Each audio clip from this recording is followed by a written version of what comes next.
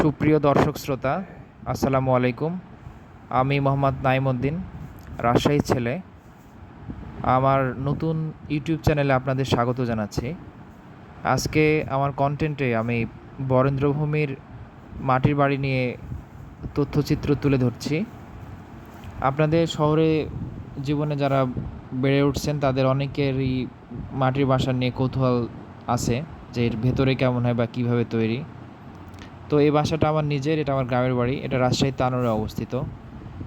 তো আব্বু গত বছর মিস্ত্রি লাগিয়ে এই বাসাটার ইন্টেরিয়র মানে ডেকোরেশন করছে আর কি, রং দিয়েছে, সব কিছু আপনারা দেখতে পাচ্ছেন ভিডিওতে। তো মাটির বাসার ভেতরটা সাধারণত এরকমই হয়, এবং এটা অনেক ঠান্ডা, গরমকালে অনেক ঠান্ডা লাগে, এবং মানে পরিবেশটা এসির মতো অনেক। এই তো, ধন্যবাদ সবাইকে।